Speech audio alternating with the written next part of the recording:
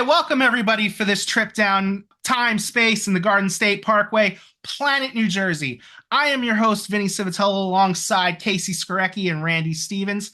We have a very special episode for you today, but first I just want to plug our sponsor, New Jersey Manufacturers. No jingles, no mascot, all great service. But with us today from Prager Metis are Matthew Iandolo, Glenn Friedman, Gabe Woloski, and Craig Michelson, and they're here to talk about something very important. But first, I want to kick it to Casey, who's going to give our icebreaker for the day. Casey, go ahead. Oh, thank you, Vinny. Yes, before we get into the serious conversation, we have another serious topic. As we're kind of scattered all over New Jersey, I'm just curious what everybody's, New Jersey's famous for food. So I'd love to hear your favorite sandwich. So a sandwich can be loose. It can be a hot dog from, like the Windmill down by me. I'm at the shore. The Windmill is huge for cheese fries and garbage dogs. That's what we get, a hot dog with everything on it. So if everybody wants to take a stab at your favorite sandwich or your favorite deli, I'll start it off. My favorite sandwich in the summer, like I said, is not a sandwich. It's a hot dog with sauerkraut and chili and cheese and French fries. So, Glenn, let's start with you. So hi, Casey. So my favorite sandwich or hot dog or hamburger actually is something I haven't had in like 50 years. And after this show, I'm going to go get it. There you go. But that would be really thinking back to Hiram's in Fort Lee, New Jersey, or frankly, White Castle, which I know is all over the country. Oh. We're destroying lives now. Glenn's got like a 50-year White Castle, memory right there, and we're destroying him here. Right. Those little onions on those yeah. nice hot buns, That's right. It's all steamed. That is good. Though. But I mean, summer is a little indulgent. You're allowed to have these kinds of little summer treats. Give yourself a break. I'll tell my wife you said that. Matthew, how about you? I usually go for a classic ham and cheese, and I think one of the best ones I've ever had is just outside Island State Park Beach by Seaside Heights in that area. I really can't remember the name of the deli, but I always used to go on the way out, and it's incredible. Just fixins, toppings, and just giant sandwich. So, I mean, what more could you ask for? What kind of bread would you get ham and cheese on? Oh, just like a sub roll. Usually I go for that. I like the long, torpedo rolls or whatever we call them these days. Yeah. Some roll down here. Yeah. It seems to change. Yeah. Randy? I'm a central to southern Jersey guy now, but I'm going with an Italian hoagie from a place Italian People's Bakery in like Mercer County area. There's a few of them over there. Some of them are they're well known for what they do in the bakery, obviously cakes and cookies and all that good stuff, but a good Italian sub with all the fixings. The way my man Matt described it sounds good for me. And as a bigger guy, I can go for one of those at least once or twice a month for sure. I agree. I'm an Italian. That was going to be my answer. Italian hoagie for sure. You guys say hoagie. See, totally. Capicola, get you a good capicola and a strong provolone. The big man is very happy. And I don't know what you call it, but there's like a special kind of like sauce or something. It's like an oil or something that they put on Italian hoagies, and some people leave that out. The juice. The juice, whatever you would call it. I don't know. That's the Jersey coming out of you, Matt. It's coming back. It makes the whole. It just makes the whole thing. You can't have it without it. The place across the street from BIA does a fantastic job with that. The deli. I wish I could remember their name to give them the plug. But Downtown if you happen to find yourself in Trenton, just go behind the BIA building, go across the street. Look for the deli. They make a fantastic Italian hoagie. Gabe. I guess any lobster roll. Hey, it's my wife's category right there. You go Any butter particular or mayonnaise? place that you love getting it? I'm trying to think. I first met lobster rolls somewhere driving down to the Jersey Shore as a child. So, Sure. hot, cold, doesn't matter. Doesn't matter. Well done. And I tend to call hot dogs tube steaks. Oh It yeah, sounds classier. it's true. It is every food, every bad for you food ought to have some kind of classy name. Makes you feel better about yourself. Yeah. Well, sometimes I get to buy my wife. I had a tube steak for lunch today. Exactly. I was watching what was it? Some show, and they called macaroni and cheese. They were at a high-end restaurant, and they called macaroni and cheese like pasta alla fromage. And I was like, that is perfect. Yeah. That's what I'm having for dinner. Yeah, pasta alla fromage. Yes. What color's Doesn't the matter box that you you just put using? water in and put it in the microwave case. Craig, how about you? Well, I'm a pizza guy. Hey. I love a nice slice of Sicilian pizza from Dusal's. I was almost going to defend you and say that if you folded it in half, pizza can count as a sandwich. But Sicilian, you can't really do that. It's like pretty firm. Yep. Well, That is Something- delicious, that's though. That's my go-to lunch. Give me a corner Yeah, slice, in the past. and I'm with you. Yes, sir. All right. Well, we've definitely broken the ice here. Like I said before, we've got a special episode for you today because our friends at Prager Metis wanted to update you on the sunsetting of the Tax Cuts and Jobs Act and how it's going to impact you. So, Glenn, why don't you take it away for us? Happy to do so. So, Planet New Jersey actually lives in a universe called the United States of Yes. America. Yeah. And there's actually going to be some things happening or sunsetting, if you will, which seems appropriate to the universe as well. And without any action of Congress at this point, we're going to have the sunset of some tax laws. And so I'm going to open it up to Gabe. And Gabe, if you could just first explain what sunset means, and then talk a little bit about what will be sunsetting. All right.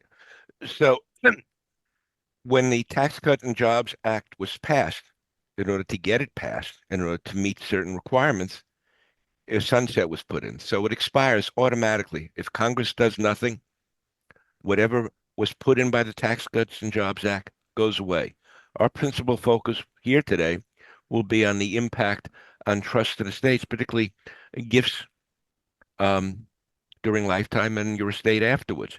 But there are major changes that tie in concerning income taxes. There's me talking about New Jersey, a state that, as we look at state and local taxes, there's a cap on the exemption put on by Tax Cuts and Jobs Act.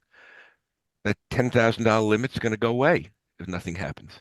So everything is in a context and everything fits together, and one needs to look at it, but you can't look at it all at once in a short call. So we've got to look at it, one piece of it. Can I ask a question? When would this sunset, or when would it not? 1/1/26. Right. Oh, okay. So we got right at some- the beginning of 2026. We still have some time to make, people can contact their accountants and kind of start to make plans for how to best utilize the remaining exemption and other, tax planning opportunities before this kicks in. Now, you said if they do nothing by when? Because I'm assuming it's not the same date. They have to do something earlier than that. So when would it have to happen by? Well, the law changed, as Matt said, January 1. So you've got to make changes. That doesn't mean you don't begin planning. If you're going to draft a trust or something, you may want to contact your attorney. If you need to buy life insurance, you need to start that process early. So we're just here to enlighten people as to what they may need to focus on. So, Vinny, just to broaden this a little bit to your audience, under the current law, there are fewer people that fall into, let's call it an estate or trust area of practice or planning, right? But once it sunsets, there's going to be more people that could wind up in a situation where they need to do this planning. And that's what we're really here to talk about. Who will it affect going forward? Matt, why don't you talk a little bit about that? Sure. Previously, just to kind of focus on the estate tax specifically, there was an exemption of, for 2025, it's roughly 13.6 million. And what that really means is when you die, there's an estate tax filing, depending. And if the first 13.6 million, not taxable. That's, of course, ignoring any lifetime gifts issues, but just put that aside for now. So when the law changes on 1/1/26, that exemption changes to roughly 7 million. So really the difference is that previously, estates with over 13 or around 13 million rather would not face any federal estate taxes. When that drops down to 7 million, it's going to really broaden the reach of the estate tax as a taxing regime and catch a lot more people in that net. So we're going to expect a lot more filing requirements, and a lot more people with issues with the estate tax going forward after the 1/1/26 change. And that again is, of course, assuming that Congress doesn't step in to make some kind of changes up until that point. And it's going to have a substantial impact going forward. Um, uh, Private Wealth magazine estimates that 20% of the world's wealth is held by people 75 or older.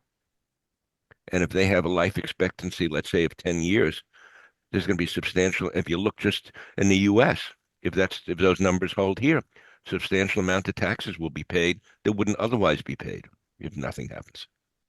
So I also want to say that, that even though the sunset is 1/1/26, things should be considered now, and you should contact your accountant and do some planning now. We are the estate tax planners' general position is to push down wealth to the next generation, and and via gifts.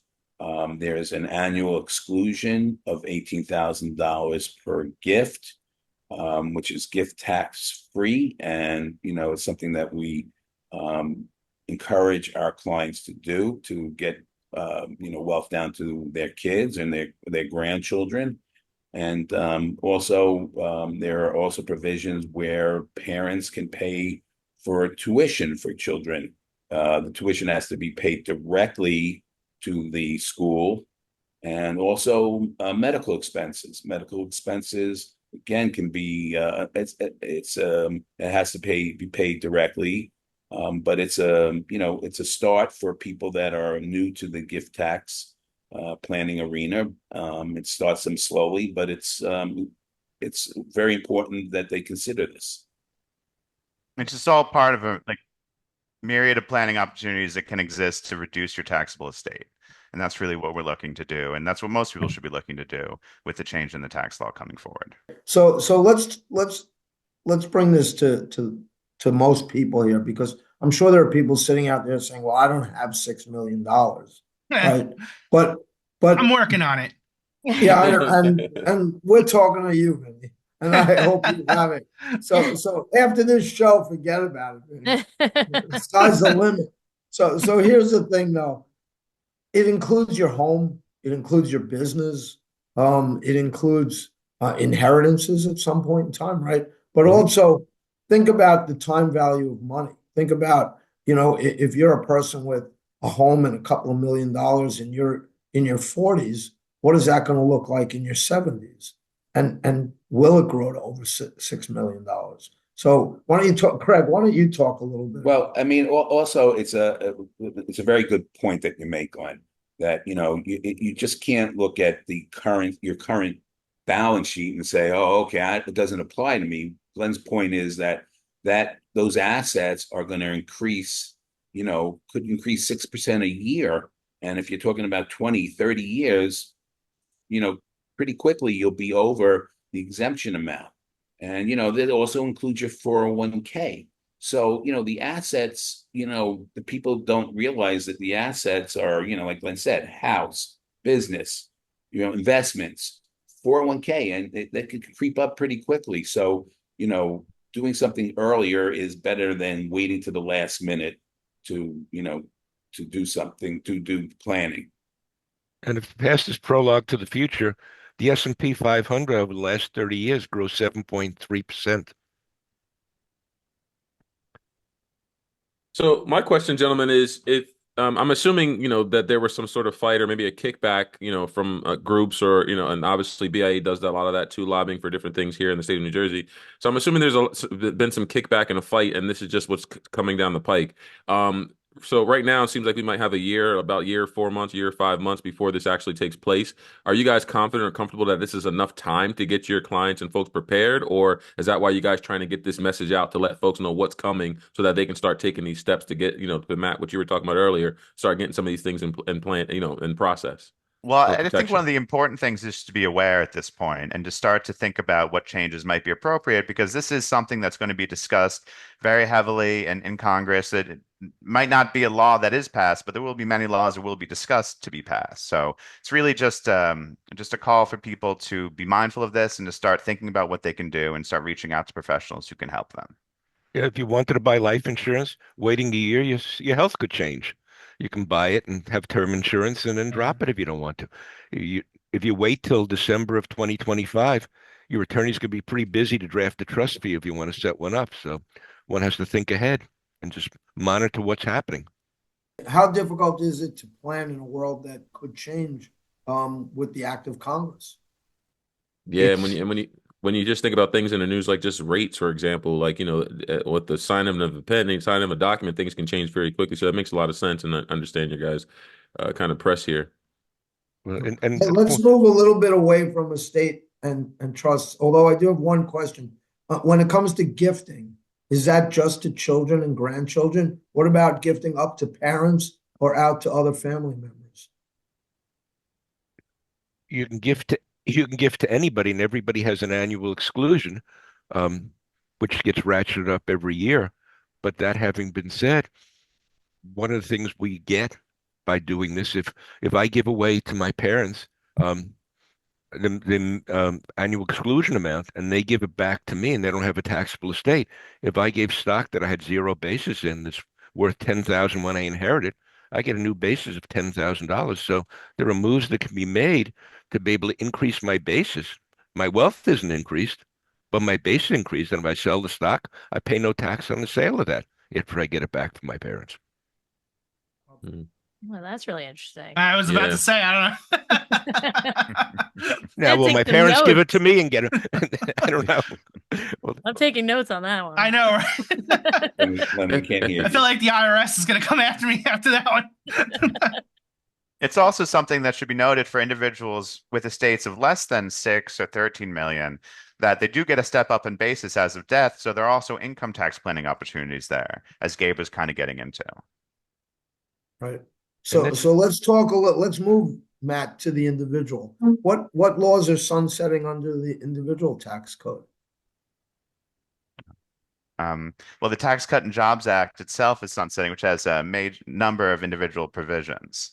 So in addition to the sunset on the estate and gift tax side, there are also provisions in the tax code that are sunsetting on the individual tax side, which do affect everybody. So Matt, why don't you talk to that a little bit? Oh, sure, sure. So when the Tax Cut and Jobs Act expires on 1/1/26, there'll be a number of changes to the individual income taxes. Just to kind of go through some of these generalities, individual rates will increase, same number of brackets. The standard deduction will decrease from about 29,200 to 16,000, but the personal exemption is coming back, and that's about 5,000 per person. The child family credit will revert back to the old $1,000 a person. That's about a decrease in half. The other big change, as everyone might have heard, is the old SALT tax, $10,000 cap. I believe we mentioned this earlier. That's disappearing as well. So people will be able to deduct their state taxes fully, and up until, of course, any AMT issues which might arise. Matt, what happens with the real estate tax exempt deduction? Well, the real estate taxes were limited again as part of that $10,000 adjustment. So they'll be coming back and again be deductible, but again, limited to possible AMT issues, which is the alternative minimum tax. One other, the 2% miscellaneous deductions are coming back as well, which include things like investment fees, accounting fees, and these were a very valuable deduction that had been lost over the period. So a lot of people will be, excited to get that back and get those deductions back on their returns. For old guys that like me that lived under the old code, I'll be relevant again, I suppose. Let's talk about the capital gain rates. Are those changing? No. Those are staying the same. Okay. So what are the planning opportunities in this? Or are we talking about taking income earlier just in case this changes? Well, usually, again, projections should be kind of done to make sure these things make sense on an individual basis. But as a general rule, it would make sense to accelerate income as rates are increasing. And you'd want to Okay. try to perhaps group 2% deductions to occur in early 26 as opposed to late in 25, if that's an option as well. Yeah, especially, you do pay your quarterly state taxes. So the state taxes, you want to make sure you don't pay it pre-December 31st. You want to pay it January 15th. For Casey, Randy, and Vinnie, what are your questions when you hear things like this as lay people? Well, I'm going to make sure that I'm a client of Prager Metis. That'll be number one because you guys seem to know exactly what's going on out here. We'll make sure we have that hoagie waiting for you. Then we'll combine our income so we can reach that 13 million. There you go. Look, I got to get to the 6 million first. I think all three of us combine our incomes. I mean, I guess as a layperson, for I think for a lot of people, their largest asset is their home, right? So where I live in Monmouth County, property taxes and all through New Jersey are really high. So does that mean anything? And there's tax that mean anything for our property taxes? Matt? Well, property taxes wouldn't be directly affected by any of these regulations, but of course you would get to deduct them fully if you were limited before. So you will get some benefit from these payments. Right, because we were limited before, right, in New Jersey. By the 10,000 max. That's There's right, a combined state tax and real estate tax, which with high tax in New Jersey, that 10,000 gets hit very quickly for a variety of taxpayers. That's that I definitely pay more than taxes. So like I think that's it. You don't need a huge home on the water to have like an exorbitant property tax bill. I think that's a lot of people have that. And I think one of the things the sunset does is causes people to focus on what their estate planning documents are. The life cycle events that may have happened. Children may have had children. The children may have been divorced. People may have discovered health issues and they need to be able to give assets in a different way to children. So it's a time really, we take annual physicals. This is the time for your annual physical. It really is. It's a wake-up call because so much is happening around and you can be bombarded with information. And it's too much for the average person. Glenn was focused on what does it mean to the people on this call who aren't accountants? You don't know the questions to ask. You need I'm still trying to wrap my head around this whole gifting gifting my stocks to my parents and gifting it back to me thing. I know, I wrote that one down. Well, gifting, I said leave it. It wasn't a gift chain, if you will, but if they leave it to you on death. Oh.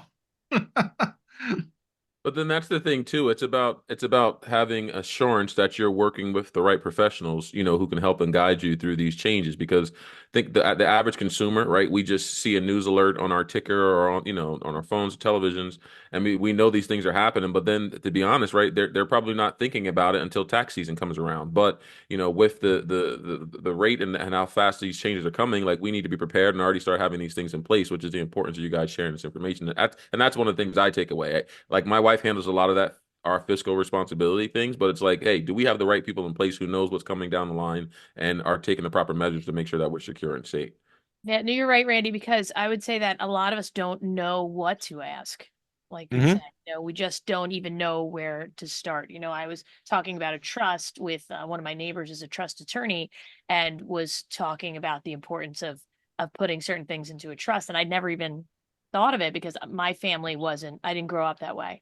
So if you don't grow up in a family that's already got some of these things in place, you're not even thinking about it. So, I mean, I think for a lot of people like me, there are things that I'm doing now that I never even considered only because of people I talk to and are telling me, you're at the stage and you start thinking about trusts and all of these other avenues that I never even considered because it's not how I grew up. And it's pretty unromantic to ask when you're engaged or about to marry somebody, well, how much student debt? Let me see your balance sheet. Exactly. But if to Craig's point about parents giving money to their kids, giving it away in trust, maybe a substitute in part for a prenuptial agreement. So let's talk about the ultimate sunset. And I think this is a true story, right? So New York is close to New Jersey, and New Jersey has a team, and New York has a team that many people that live in New Jersey support, and that would be the New York Yankees, right? So I do believe that there were some sunset rules in place when George Steinbrenner passed away. How about Craig? You tell that story. Well, no, I mean, Glenn, it's a great point, but that was, I think, a little bit more pure luck than anything. So maybe it was planning. Maybe it was well, planning. you're Died right. in 2000. But the point, and very good point, is that the Yankees passed to the family without any estate tax, and the Yankees probably were worth $1 billion. And why did that happen, Craig? That was because of part of the tax law. For that particular year, the estate tax was the state tax rate was 0, I believe, and therefore there was no estate tax on the New York Yankees. Wow. Wasn't it Unbelievable. 0 if you died in December? I believe so. The law came back in at some point. It was in and out, but I think if you took advantage of that, I think you lost the stepped up basis, if I recall correctly. So again, there are trade-offs. So Holy cow. the moral of the story, I think Randy captured it pretty well, is really sit down with your advisor, whoever that advisor is. We'd love it to be Prager Metis. We certainly would be happy to have you as a client, but sit down with somebody and start having these conversations, because it isn't something that you hear about every day.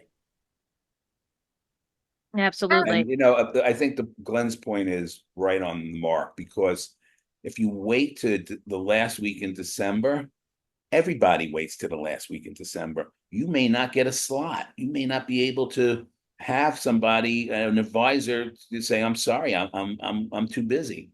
And again, Glenn's also point about the time value of money. If you make the gifts early, then the value of the assets accrue to the beneficiaries as opposed to the person that's making the gift, and that's another planning technique that you want to follow. And to Randy's point about his wife taking care of the finances, worrying about those things, these are conversations both if it's husband and wife both should have, because you don't want to lose the person who's got all the information. Yeah. And then you begin from scratch with the accountant, and they may not have all the information. So again, having these conversations collectively lets you know what's happening. Right. Spouses may not know what the other spouse has in terms of a 401k plan. They may not know what they have in terms of life insurance from their employer. So again, having a joint conversation is helpful, and your accountant can help draw out the information. Also, think about the value of those homes in Monmouth County, Casey, 20 years ago. They weren't what they are today. That's for sure. No, that's true. It's a valid point. And also I have more than one friend that unfortunately lost their spouse and did not know anything about the finances. And it was very difficult because you're already grieving, and then to have to try and figure that out as well is very challenging. So your point of discussing this is an important one. My wife gave me a book. It said, "If I'm no longer here." Yeah. Listen, Glenn. Well, we know if something happened to me, my wife wouldn't find anything on my desk. She'd have to exhume me. Yeah, estate conversations sometimes are just uncomfortable. So I mean, Yeah. it takes a little bit of maturity to real and honestly, for most folks, at least I'll say for my culture, oftentimes we don't even begin to think about that until you've experienced something, right? So Casey, you were saying like, not growing up with certain, things in place. I lost my grandfather a year ago, and what we went through for just a little bit of anything was like, okay, so what I did now and recently got completed was connected with a decent attorney who kind of helped me do some estate and planning with my grandmother, so we don't Yep. have to go through that experience again. And shamefully or not, but I'm glad that I had, because like this was my first time dealing with that sort of thing, and I've already told my wife like, hey, we got to get our stuff together because we've got babies, and I don't want them to go through the stresses and the dramas. And granted, a lot less than what these guys are talking about in terms of from a monetary value, but just the preparation and the thinking of it now is now like front of mind. Like when you don't need to. That's Yeah. when you're supposed to. That's what everybody says. Think about it now when you have time, and it's not. You can flesh it all out. But it's not all monetary. When one needs to look at powers of attorney, Very healthcare true. proxy, living wills, and the like. So that's Yep. why a coordinated team between your accountants and your attorneys can help get you to the right place. This was great. This turned out better than I imagined, because I'm like, I know hey. it's super interesting. I mean, it's for everybody, and it's something you never think about. I did not wake up this morning thinking about tax law. Why? Why not? I have nightmares about them. All